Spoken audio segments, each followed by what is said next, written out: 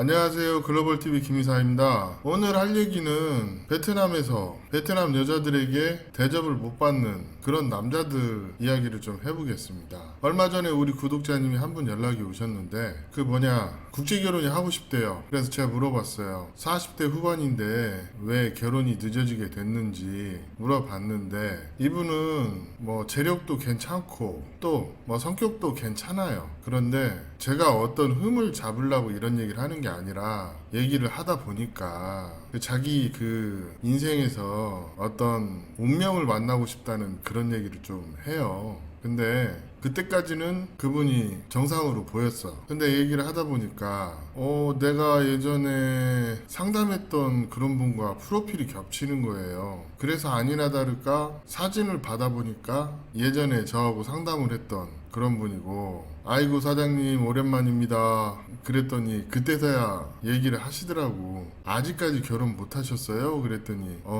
어떻게 하다 보니까 그렇게 됐네요, 그런 얘기를 하시는데, 이 우리 구독자님이 전반적으로 괜찮은데 연애관이나 결혼관에 대해서는 한치의 양보가 없어. 이분의 그 이성관은 다른 게 아니고 키가 170이 넘어야 하고 몸매는 슬렌더야 되고 얼굴도 이뻐야 되고 가슴도 좀 있어야 되고 성격도 좋아야 되고, 그런 여자가 없는 건 아니겠죠. 또는 그게 가능하다 한들 이분이 찾는 연령대가 20대 초반이에요. 그럼 대략 한두 살만 보태면 30살 차인데 그런 여자가 있겠냐 이거지.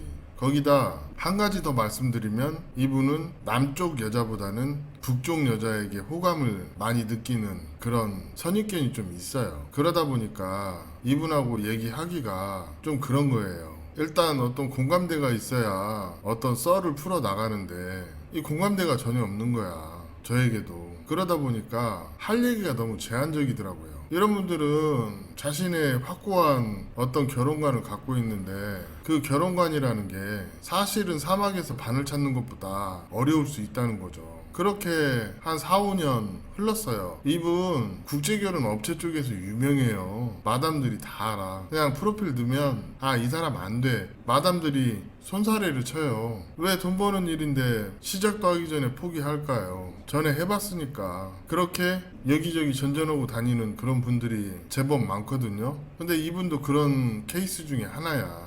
그러다 보니까 스스로 결혼을 어렵게 하는 그런 케이스죠. 이런 분들이 없을 것 같은데 의외로 많아요. 또 제가 그래서 이분한테 예전에 그 결혼했던 비슷한 성향의 다른 남자분 얘기를 한번 해드렸어요. 이분 말고 저희 회사 통해서 결혼했던 신랑이 하나 있는데 저랑 한 3년 정도 씨름을 했어요. 그래서 처음에 그 어리고 예쁜 그런 신부를 하나 소개시켜서 결혼은 했어. 근데 전통 결혼까지 진행을 하는데 신부가 놀기 좋아하고 뭐 신랑을 싫어하는 건 아닌데 좀 뭐랄까 신랑보다는 자기 일에 집중하고 또 어리다 보니까 놀러 다니는 거 좋아하고 뭐 선물 사주면 좋아하고, 그러다 보니까 신랑은 신랑대로 돈도 많이 썼고 상황이 이러다 보니까 이 결혼 계속 진행해야 되냐 말아야 되냐 그런 얘기를 하는 상황까지 왔었죠. 그래서 전통 결혼하고도 결혼 생활이 힘들 것 같으니까 재추진을 해달라 하더라고요. 그래서 제가 그때 조건을 하나 걸었어요. 한 명 정도는 더 소개시켜 줄 수 있는데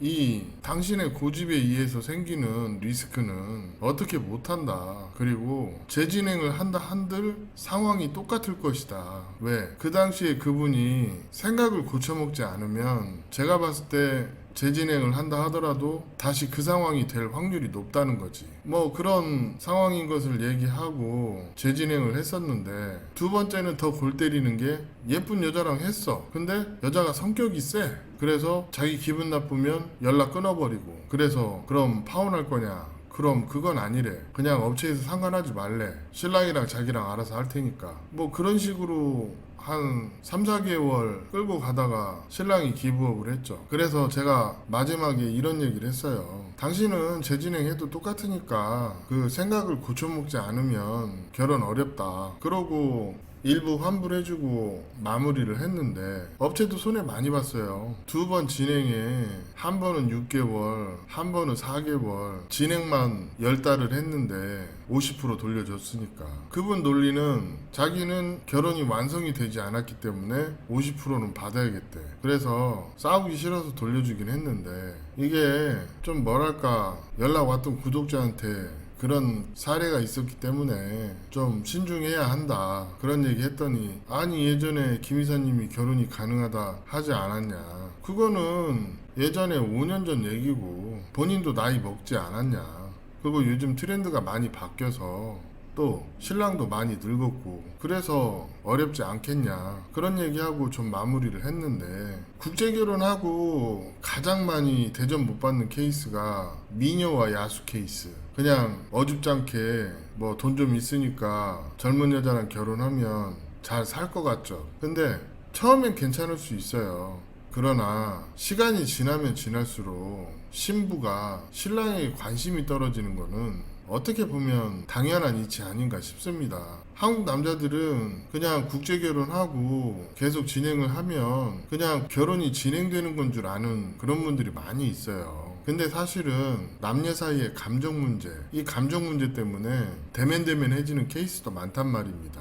특히 나이가 한 30살 정도 차이 나버리면 아니 뭐 초등학생들도 아는 산수보다도 쉬운 이치를 결혼하는 당사자만 인정을 안 하는 그런 케이스가 많다는 거지. 그게 뭐겠어요. 아니 20살짜리가 50살짜리랑 결혼하면서 뭐 무슨 감정이 얼마나 있어서 그 사람을 사랑하고 결혼 생활에 집중할까요? 이거는 신부 자질하고 상관없는 그냥 세상의 이치예요, 이치. 이거를 베트남 국제결혼이니까 당연히 베트남 여자가 한국 남자한테 맞추겠지 막연한 생각으로 진행하시는 분들이 좀 있는데 아니 뭐 선물 사주고 용돈 주고 그러면 그때뿐이에요. 그리고 또 20살짜리 여자가 자기 아빠보다도 나이가 많은 남자랑 결혼하는데 그게 얼마나 정상이겠냐는 거지. 이게 정상적인 범주가 있는 거예요.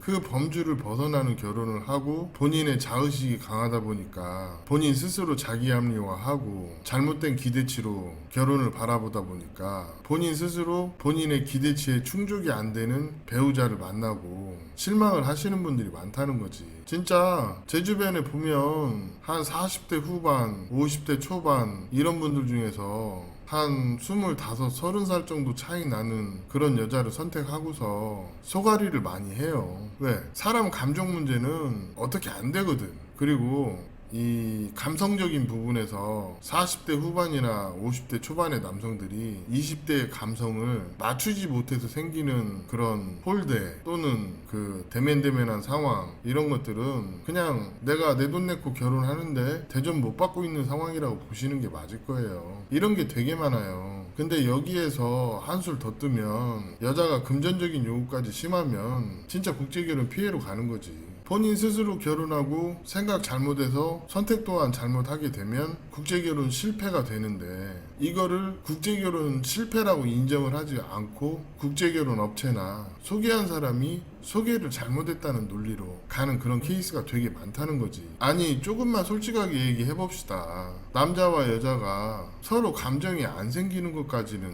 얻지 못하잖아요. 결혼 생활을 하다가도 감정이 식어서 이혼하는 그런 케이스도 많은데 이미 시작 단계부터 결혼의 목적이 잘못된 결혼을 하면 그게 얼마나 가겠냐 이거지. 이런 케이스가 요즘에 너무 많기 때문에 이런 얘기 하는 거예요. 제가 이 얘기를 우리 구독자님한테 해드렸더니 예 그냥 그 정도만 하고 귀뚱으로 안 듣길래 전화 끊고 나서 참 내가 뭐 했는지 모르겠다 싶어서 우리 구독자님들에게 이런 얘기를 하게 됐습니다.